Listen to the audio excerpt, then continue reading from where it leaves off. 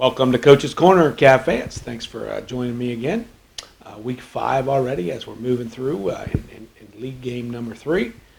We're going to review the Minster game, preview the Fort Recovery game, and then there's a few other things I'd like to talk about. But I want to get started with just thoughts and prayers are with several. I've got two really young guys and a couple family guys that are struggling right now with some cancer issues, and one was an accident. So Ben Hemmelgarn, who's an 8th grader, is going in for his last week of chemo. So wishing him good luck, and hopefully he's going to ring the bell on Friday. So good luck to Ben.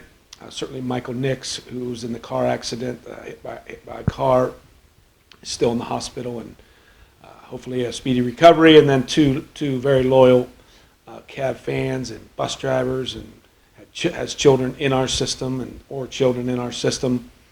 Don Arns and Scott Dippold are both fighting battles with cancer. So prayers and thoughts from the whole Cavalier team and really Cavalier community for those four, that hopefully they get a speedy recovery and are feeling better this week. So the Minster game last week, the score was 38-20. Certainly we were victorious, and a great win for us. That was fun, a lot of fun. Recently, I guess in recent years, we haven't played great over at Minster. In fact, the last time we played there, we got beat.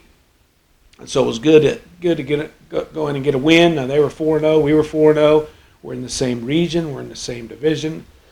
Excuse me. And so lots of points on the line there for Computer, but also just to continue with a winning record in the league and staying undefeated. But good football team we played there. We got off to a really good start again. Scored 2 early touchdowns, and in the second quarter they got a touchdown, and then our kicking game really shined, at least on the return part of it.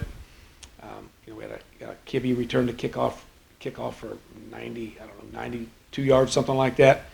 So which really got us some good momentum, and then we caused a fumble, and then we scored again before half, and so we had a good lead at half, and then second half was really probably about even. But offensively, we played really efficient. No punts. We did have a couple interceptions, but one of those was my fault on a call, and they made a good play on the other one. So good efficient offensive football when you don't punt, and we move the ball well. We spread the wealth again. Again, guys with 4 catches, 3 catches, 2 catches. Several guys with different carries. Jake Hemmelgarn had 150 yards rushing and 280 passing. So stellar night for Jake. So good for him. And that O-line, we have not given up a sack this year yet. One was close last week, but so Jake is really slippery, and the O-line is just doing a heck of a job. And those guys I mentioned last week. So moving on, we feel good. We're pretty healthy. We got a couple guys that nicked up a little bit, but hopefully they'll be feeling better. So Fort Recovery comes to town this week, 7 o'clock again. All the MAC games are at 7 o'clock now.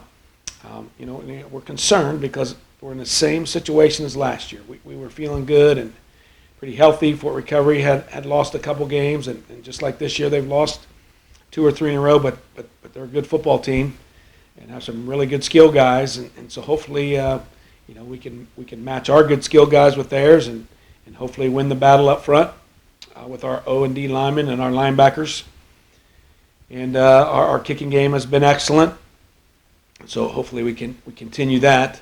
And Fort Recovery is going to come in here with a really good junior class, and so it's going to be a good test for us, good battle. It is home.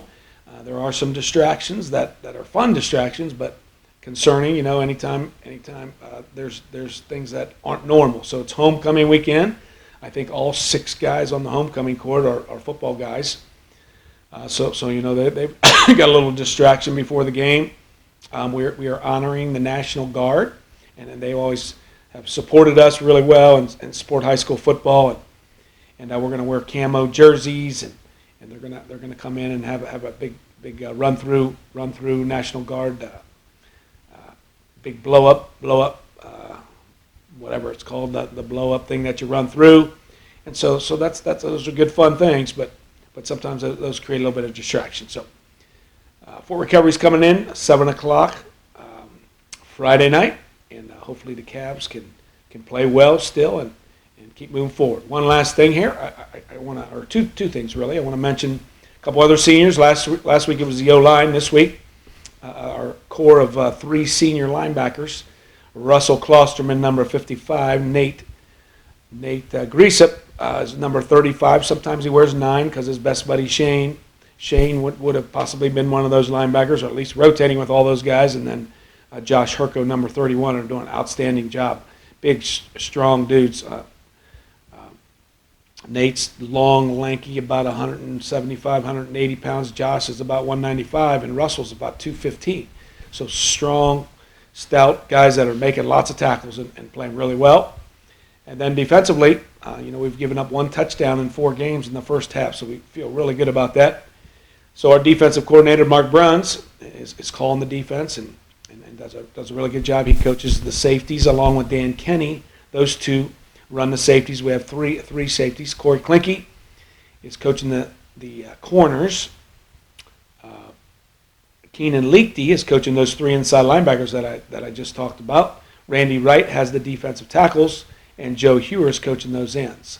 And typically on defensive emphasis periods in practice, I'll take a couple offensive guys, and Coach Hemme helps when he can get there and helps with all kinds of things, just kind of oversees and watches and helps when he can. So the staff's doing a really good job, and really appreciate those guys. So 7 o'clock Friday night, homecoming versus Fort Recovery.